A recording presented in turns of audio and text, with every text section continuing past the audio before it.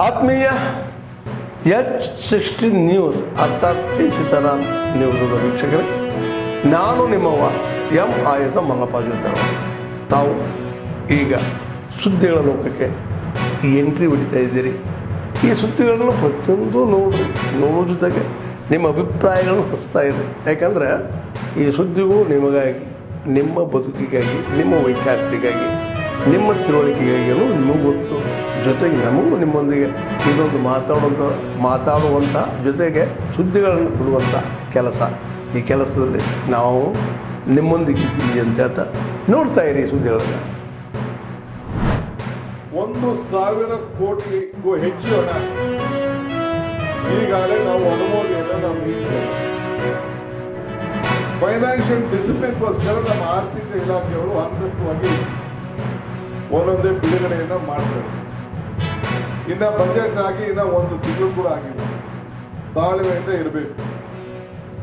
ಏನು ಮಾತು ಕೊಟ್ಟಿದ್ದೇವೆ ಮಾತನ್ನ ಉಳಿಸ್ಕೊಳ್ತೇವೆ. ಇದು ಕರ್ನಾಟಕದ ಕಾಂಗ್ರೆಸ್ ಸರ್ಕಾರದ ಒಂದು ಬದ್ಧತೆ.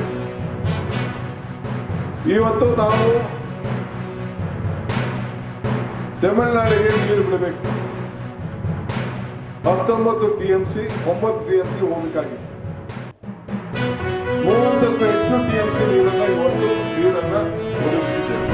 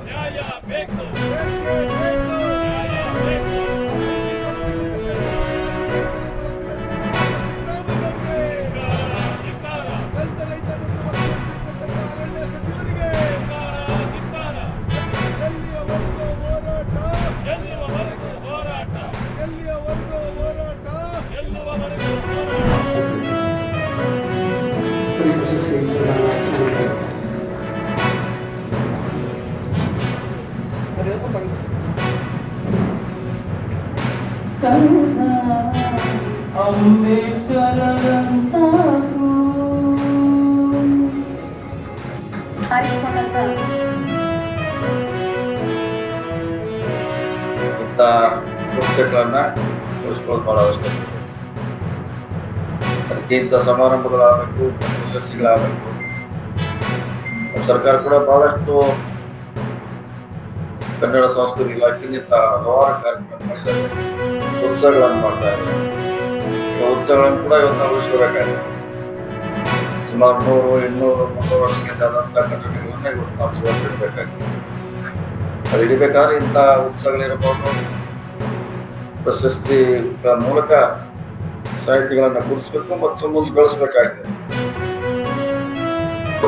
ಕೊಟ್ಟ ಹಣದಲ್ಲಿ ಸಾಹಿತ್ಯ ಪ್ರಶಸ್ತಿ ಅವರು ಕೊಡುವಂತಹ ಪ್ರಶಸ್ತಿ, ಅದರ ನಂತರದಲ್ಲಿ ಬಂದಿರುವಂತಹ ಈ ಖಾಸಗಿ ಪ್ರಶಸ್ತಿಗಳಿದಾವಲ್ಲ, ನೀವು ನೋಡಿ ಏನೇನು ಸಿಕ್ಕಿದೆ ಅಂತ ಒಂದು ಸುಮ್ಮನೆ ಪಟ್ಟಿ ಕೊಡಕ್ಕೆ ಇಷ್ಟಪಡ್ತಿಲ್ಲ ಈ ಸಂದರ್ಭದಲ್ಲಿ. ಯಾಕೆಂದ್ರೆ ಬಸವರಾಜ್ ಕಟ್ಟಿಮನಿಯವರ ಪ್ರಶಸ್ತಿ ನನಗೆ ಬಂದದ್ದು ಯಾಕೆ ಸಂತೋಷ ಆಯ್ತು ಅನ್ನೋದಕ್ಕೆ, ಈಗ 2 ದಶಕಗಳ ಹಿಂದೆ ನನಗೆ ಒಂದು ಖಾಸಗಿ ಪ್ರಕಾಶನ ಸಂಸ್ಥೆ ಅಂಗಟ್ಟಲ್ಲ ಅವೆಲ್ಲ ನನಗೆ ಬರ್ತಿವೆ ಅಂತ ಅಂದ್ರೆ ನನ್ನನ್ನು ಸರಿಯಾಗಿ ಗುರುತಿಸಿದ್ದಾರೆ ಅವರು.